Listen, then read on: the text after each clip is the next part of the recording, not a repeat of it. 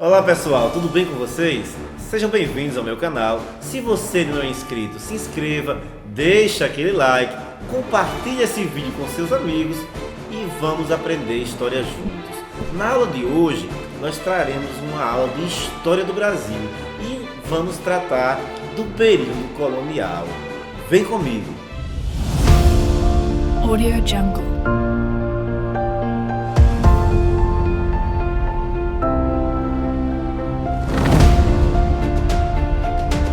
Audio Jungle. Então, pessoal, vamos para a nossa aula sobre Brasil colonial.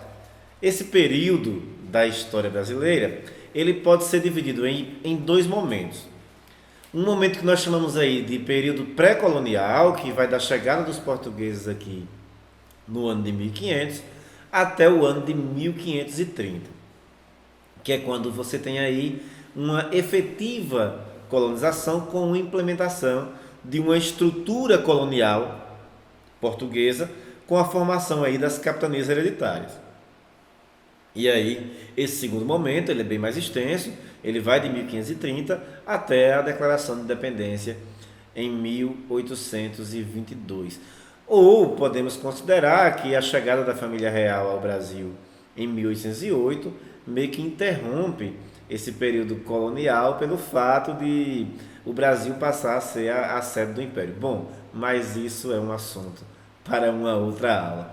Hoje nós vamos nos deter a tratar justamente da colonização e desse primeiro momento colonial brasileiro, essa estruturação do Brasil enquanto colônia de Portugal. Então, essa primeira fase pré-colonial, Portugal está muito pouco interessado em trazer para cá uma estrutura administrativa. O que vai ocorrer aqui é a exploração, principalmente do pau-brasil, por meio da formação aqui de feitorias, que eram armazéns fortificados nas regiões litorâneas, que faziam aí o armazenamento e o envio desse pau-brasil para a Europa. E esse pau-brasil era conseguido aqui por meio do escambo, onde os indígenas entregavam esse pau-brasil aos portugueses e em troca recebiam objetos como enxadas, facões, machados e espelhos. Nesse momento, então, a comercialização vai ficar a cargo da Companhia de Comércio Fernando de Noronha, que vai ter o monopólio, inclusive, desse processo de comercialização do pau-brasil. Não custa lembrar, e é sempre bom ressaltar, que esse encontro de povos europeus indígenas, ele é muito traumático para um lado, que são os povos indígenas, que no caso aqui vão ser praticamente dizimados, né? Seja pelas guerras de conquista, seja pelas doenças trazidas da Europa, ou seja pelo processo mesmo de escravização e de dominação colocada sobre ele. Além também, podemos destacar também o próprio processo de aculturação, ou seja, de destruição da cultura indígena, de imposição da cultura europeia sobre a cultura dos povos nativos desta terra. Um aspecto que trazia preocupação para os portugueses naquele momento era a presença constante de corsários franceses aqui no território brasileiro, que também tinham interesse na comercialização do pau-brasil e no próprio território que hoje conhecemos como Brasil. Então, a partir de 1530, Portugal vai criar uma estrutura colonial aqui. E é bom lembrar, essa colonização portuguesa aqui no Brasil, ela está dentro de um contexto maior, que é o sistema mercantilista, que é a necessidade de uma balança comercial favorável, que é a formação do que vai ficar conhecido depois como Pacto Colonial. E esse modelo vai também atender uma necessidade de Portugal, que vinha perdendo espaço, principalmente no Oriente. Então, espaços que antes eram explorados por Portugal passam a deixar de ser territórios portugueses. Então ele precisava recuperar esse espaço perdido justamente com a exploração do território brasileiro. E essa composição administrativa colonial vai se dar com a formação das capitanias hereditárias, que na prática era uma terceirização da colonização, porque Portugal deixava a cargo dos chamados donatários a tarefa de administrar a colônia, né? Ao entregar aos donatários, por meio de uma carta de doação e por meio de uma carta foral, onde ali estavam regidos os direitos e deveres dos donatários, Portugal deixava, meio que relegava a terceiros a tarefa de administrar, de cuidar do território. E cabia a esses donatários atrair colonos para o território brasileiro. A parte da distribuição ficou conhecido como sesmarias, que eram porções de terras para que esses colonos pudessem administrar, cuidar, produzir e formar aí os latifúndios de produção. E aí entra um elemento importante, que é a cana-de-açúcar. Dessas capitaneiras hereditárias, foram 15 formadas, apenas 2 vão lograr êxito, que são a capitania de Pernambuco e a capitania de São Vicente. E o que há em comum entre elas duas é porque elas vão trabalhar com a agroindústria da cana-de-açúcar. Então a cana-de-açúcar vai se tornar um elemento importantíssimo no processo colonial brasileiro.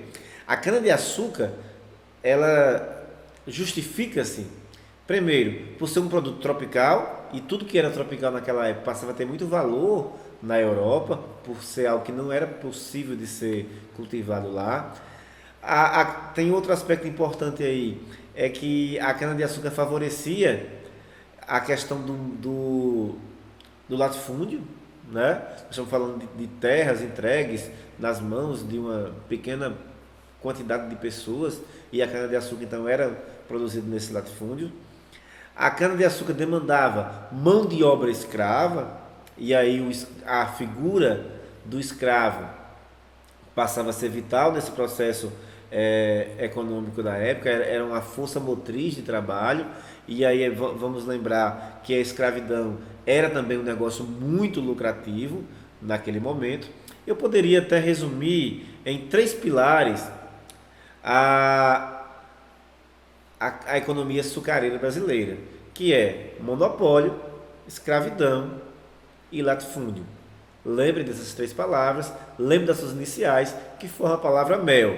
Então, monopólio, escravidão e latifúndio era o tripé de sustentação da economia açucareira no Brasil.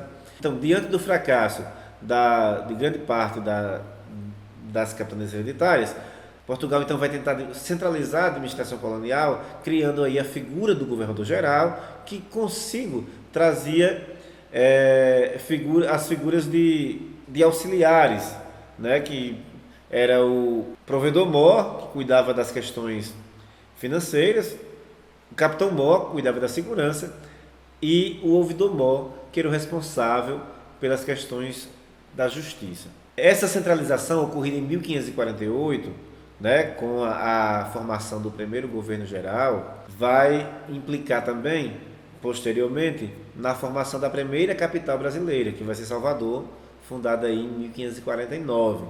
E o Nordeste vai ser meio que o eixo econômico desse Brasil colonial, uma vez que era o grande centro de produção açucareiro naquele momento. A partir então da formação dos governos gerais, você vai ter também a formação das chamadas vilas, que eram uma espécie de cidades. Nessas vilas predominava o poder local, onde você tinha as chamadas câmaras municipais, onde essas câmaras municipais só podiam ser ocupadas pelo que se chamava na época de homens bons, que na prática eram os grandes latifundiários, eram os senhores de engenho. No entanto, muitas dessas câmaras municipais elas acabaram se tornando focos de resistência ao poder central da coroa portuguesa. Então, Portugal vai decidir então pela nomeação no que vai ficar conhecido na época como Juízes de Fora, que depois acabou virando nome de cidade lá em Minas Gerais. O Juiz de Fora era um magistrado nomeado pela coroa portuguesa, que tinha o papel de presidir essas câmaras municipais, enfraquecendo assim o poder local. E é bom lembrar que esse poder local, ele se caracterizava por relações muito fortes de clientelismo, ou seja, de troca de favores entre as elites locais e os administradores da colônia naquele momento. Ao falar da colonização no Brasil, não podemos deixar de mencionar o papel dos jesuítas, né? Da Companhia de Jesus. Os religiosos da Igreja Católica, de uma ordem criada na Igreja Católica, principalmente como dentro do processo de contra-reforma lá na Europa, vão vir para cá com a missão muito clara de catequizar os povos desse chamado Novo Mundo. E o papel dos jesuítas aqui no Brasil vai ser marcado muito por isso, né? A partir da formação dos chamados aldeamentos, né? As missões jesuítas, então, vão desempenhar um papel de catequese dos indígenas, onde as crianças indígenas vão ter aulas, vão aprender a ler, mas principalmente vai ter um processo de aculturação, uma tentativa de distanciar o povo indígena de suas manifestações tradicionais, tentar fazer com que eles absorvessem aspectos da cultura do povo conquistador, né? Da metrópole europeia. Aí está, claro, um processo de aculturação. Mas também essa relação entre jesuíta e indígena vai criar também uma relação de proteção. Muitos desses jesuítas vão enfrentar os colonizadores portugueses no sentido de tentar impedir a escravização dos indígenas que viviam ali naqueles aldeamentos organizados e administrados pela ordem dos jesuítas. Então, os jesuítas vão ter um papel muito importante na educação do período também. Contudo, essa educação está muito voltada para as elites, porque os filhos de famílias pobres, eles começavam a trabalhar muito cedo. E já os filhos das elites frequentavam, então, os colégios jesuítas. O primeiro deles, inclusive, criado na cidade de Salvador. Bom, outro aspecto importante de nós frisarmos é que essa sociedade colonial, pautada na economia açucareira principalmente, ela vai ter como característica ser uma sociedade patriarcal. Então, a figura do senhor do engenho, a figura do latifundiário, ele vai ser central, né? A figura masculina do senhor do engenho, ela é central nessa hierarquia familiar, por assim dizer, né? Então, a sua esposa, os seus filhos, os seus parentes, os seus agregados e os seus escravos estavam numa hierarquia menor, devendo obediência e lealdade a essa figura central, que era a figura do patriarca da família. Contudo, esse é um modelo geral que caracteriza principalmente a região Nordeste, onde a economia açucareira é muito forte. No entanto, existem estudos mais recentes que mostram que existia uma diversidade de estruturação familiar naquele momento. Então você vai ter, por exemplo, outras regiões do Brasil que, devido à sua influência cultural e inclusive a aspectos que envolvem aspectos de produção, vai ter composições familiares com aspectos diferentes. E ao falar de produção açucareira, ao falar de sociedade açucareira, não podemos deixar de tratar da escravidão, né? Os escravos que para aqui vieram, originários do continente africano, sofreram desde o processo de deslocamento até aqui, uma vez que eles iam em navios negreiros chamados de tumbeiros, com a viagem extremamente insalubre, onde grande parte deles acabavam sucumbindo às péssimas condições de viagem, às doenças, à fome, enfim. Então eram 30, 40, 50 dias de viagem em condições completamente desumanas. E essa mão de obra escrava, ela vai representar a força motriz naquele momento da produção açucareira principalmente. E vai ser também um negócio extremamente lucrativo. Contudo, é bom lembrar que, assim como aconteceu com os indígenas, você vai ter muita luta e muita resistência desses negros escravizados aqui no Brasil também. Inclusive, isso será tema com certeza para uma outra aula.